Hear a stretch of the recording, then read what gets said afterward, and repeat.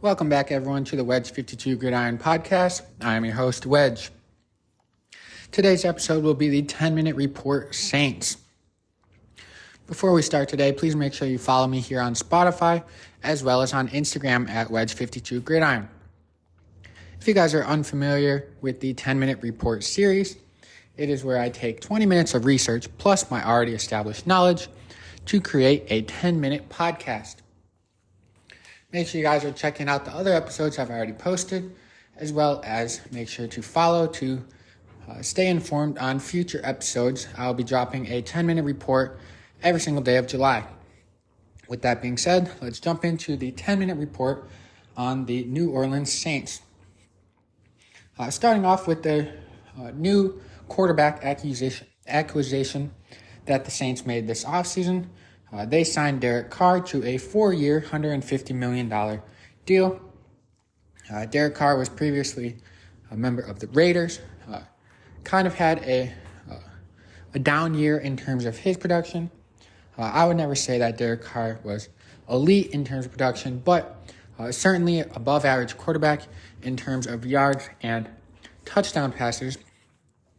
But we did see that dip a little bit this year, as well as some fallout with the management of the Raiders, owner, president, coaches, all that kind of stuff. But in his career so far, Derek Carr has 35,222 passing yards to go along with 217 touchdowns and 99 interceptions on a 64.6% completion percentage. Again, pretty good, above average numbers. I would not say elite, nothing that jumps off the page like some of the top talent quarterbacks in the league, but definitely good, definitely starter material in the league up to this point in his career. I would project that he's going to be the starter again, or starting for the Saints in this 2023 season.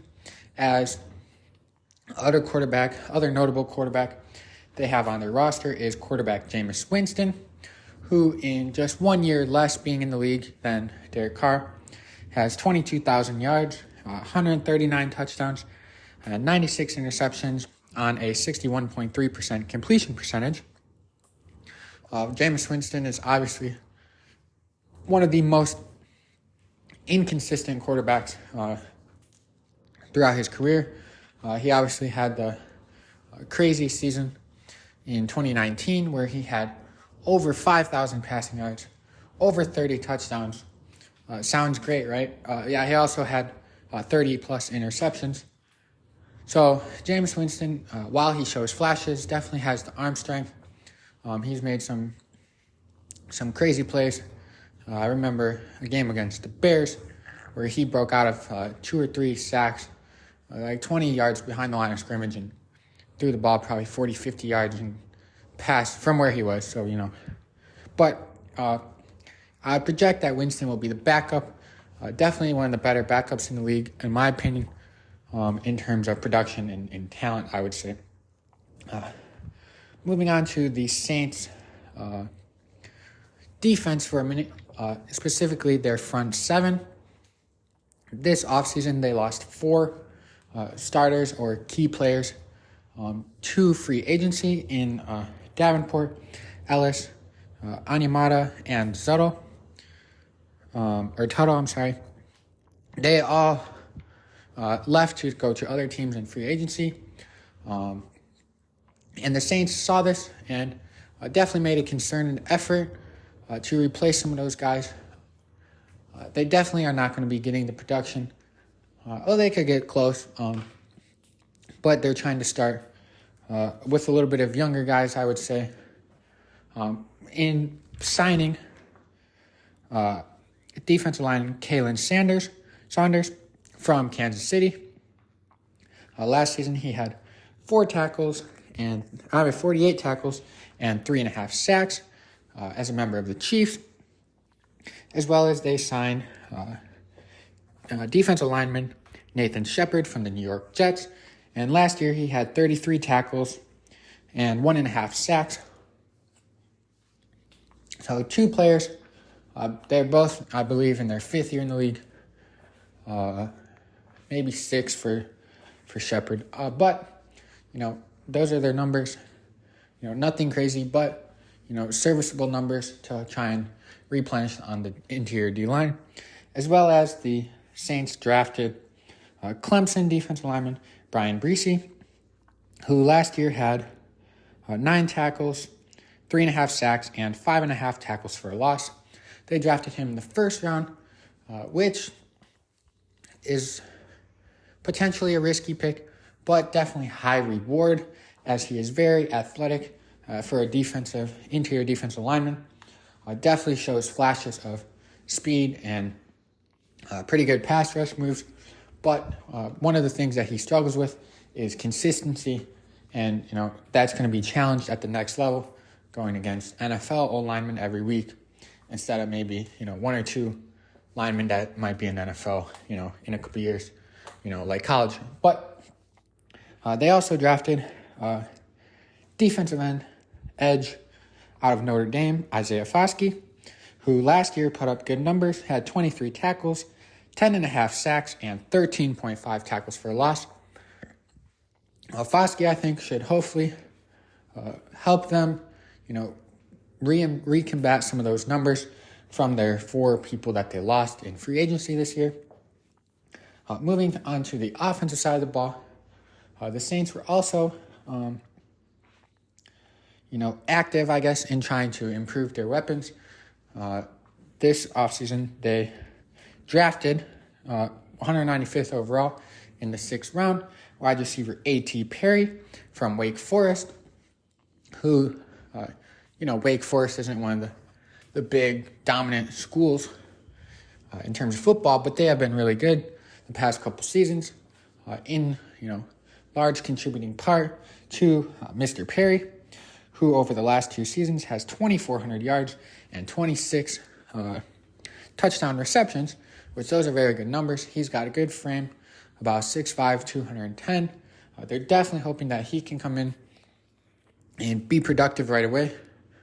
I would not be surprised if we see him potentially sneak into a starting role by the end of the season due to, just who else they have in the wide receiver room. Obviously, they have Chris Olave, who put up incredible rookie numbers. They're definitely hoping for him to have, another spectacular season. Last year, he had over 1,000 yards as well as 4 touchdowns as a rookie. But then, other than that, they re-signed Michael Thomas, which, he had his great run. But since then, last season, he played in 3 games only, had 171 yards and 3 touchdowns, did not play in 2021, and played in only 7 games in 2020. So his production at this point is really just unknown. Definitely not reliable in terms of what you're going to get out of him, if he's healthy even. And then they re-signed Jarvis Landry, who also dealt with some injuries last season. In 9 games played, he had only 272 yards and 1 touchdown. And then in 2021, where he only played 12 games as a member of the Cleveland Browns, I believe, he had 570 yards and 2 touchdowns. So Jarvis Landry's definitely had some flashes of good performances and things along those lines. But unfortunately, most of those days were limited to his time as a Dolphin. And he hasn't been quite the same since he left Miami. Other than that, on offense, this past offseason, the Saints decided to sign former Lion running back Jamal Williams.